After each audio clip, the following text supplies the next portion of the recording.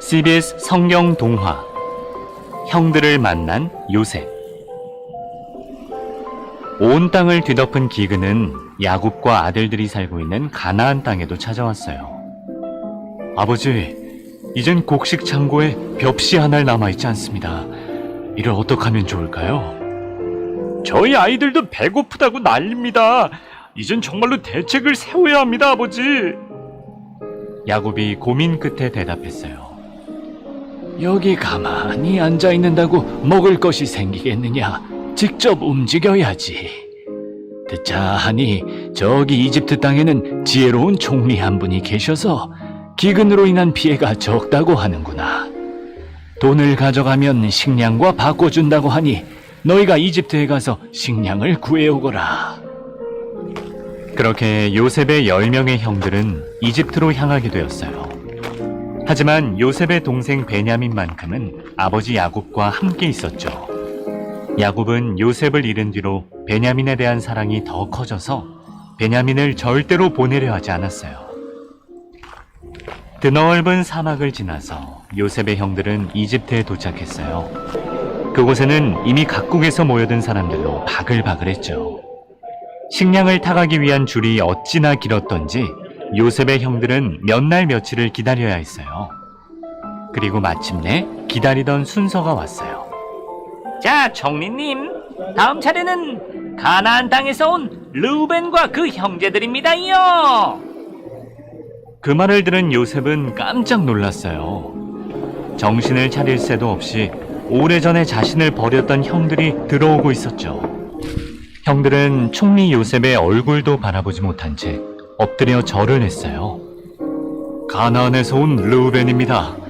이집트의 지혜로운 총리시여, 저희들의 절을 받으소서. 여러분, 이 장면 어디서 들어본 것 같지 않나요? 옛날에 어린 요셉이 이상한 꿈을 꿨을 때 형들의 곡식이 요셉의 곡식에게 절을 했었잖아요. 그 꿈이 지금 실제로 이루어진 거예요.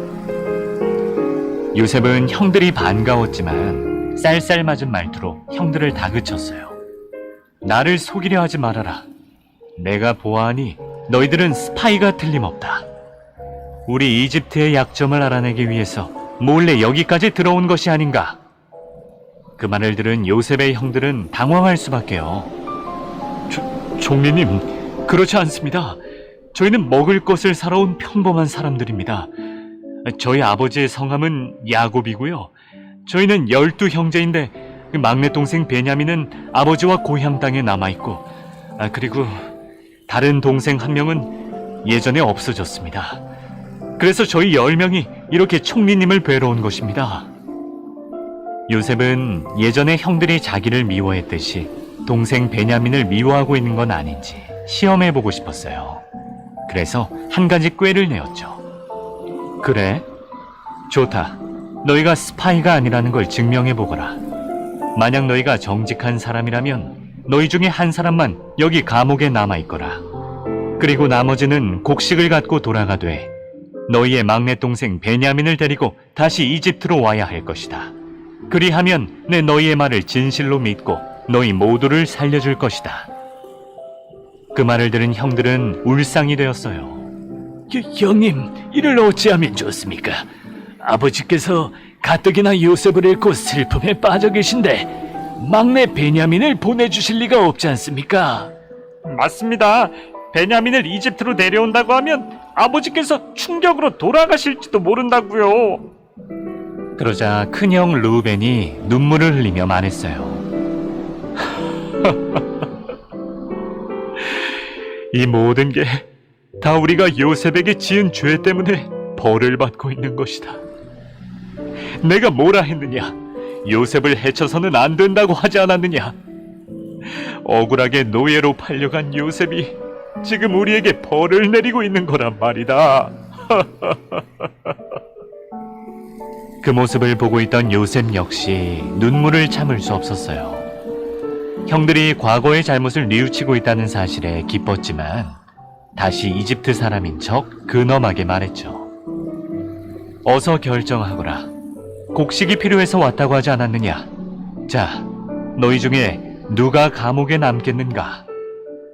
식량이 필요했던 형들은 상의 끝에 시므온을 남겨두었어요. 그리고 무거운 발걸음으로 곡식을 가지고 고향으로 돌아갔죠.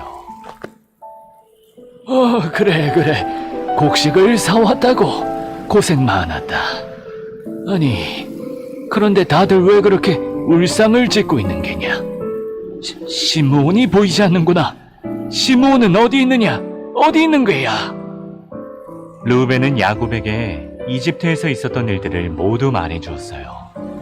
이집트의 총리가 한 말들, 시므온이 감옥에 갇히게 된 이유, 그리고 베냐민을 이집트에 데려가지 않으면 시므온이 죽게 될 거라고도 말해주었죠. 그 말을 들은 야곱은 하늘이 무너지는 심정이었어요. 요셉도 잃고 시므온도 잃고 이제는 내가 가장 사랑하는 베냐민마저 데려간다고? 안 된다. 안 될 말이야. 베냐민에게마저 끔찍한 일이 벌어진다면 나에게는 대체 무엇이 남는단 말이냐? 안 된다. 베냐민은 절대로 이집트에 갈 수 없다. 그리 알아두거라. 너무나도 완고한 야곱의 말에 형제들도 더 이상 어쩔 수가 없었어요. 당장은 이집트에서 가져온 곡식들로 버틸 수 있어도 금세 곡식은 또 바닥나고 말 텐데 어떻게 아버지의 마음을 돌려야 할지 걱정만 깊어져 갔죠. 여러분, 과연 야곱은 마음을 바꾸게 될까요? 그리고 요셉과 베냐민은 이집트에서 다시 만날 수 있을까요?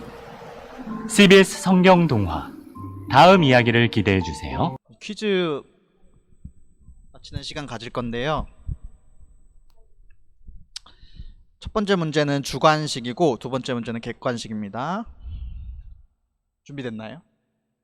네. 이번에는 화면에 좀 띄워주신다 해가지고. 형들을 만난 요셉은 끝까지 형제들을 모른 척 할까요?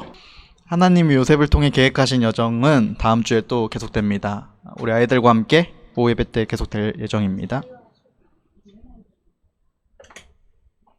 네, 문제 나왔습니다. 곡식을 다 같이 한번 읽어볼게요. 곡식을 구하러 이집트로 간 요셉의 형제들은 요셉의 얼굴도 못 본 채로 절을 했다. 이 장면은 요셉의 땡에서 나온 일이 실제로 일어난 것이다. 여기서 땡은 한 글자입니다. 네. 지금 완전 기말고사예요 지금은. 중간고사에. 기쁨이도 자기 다시 읽어줄까? 곡식을 구하러 이집트로 간 요셉의 형제들은 요셉의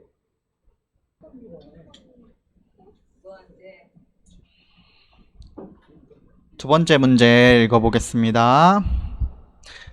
읽어볼게요. 형들을 만난 요셉이 한 행동이 아닌 것은입니다. 1번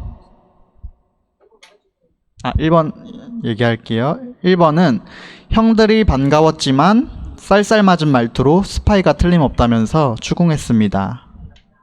2번 저기 사모님 2번 동생 베냐민을 형제들이 미워하고 있는 건 아닌지 테스트하고 싶어 했습니다. 3번 형제 중에 2명을 감옥에 남기라고 했습니다. 4번 나머지는 곡식을 갖고 돌아가되 베냐민을 데려오라고 했습니다. 5번 르우벤과 형제들의 진실된 반성을 통해 요셉은 눈물을 참을 수 없었지만 다시 근엄하게 베냐민을 데려오라고 지시했습니다.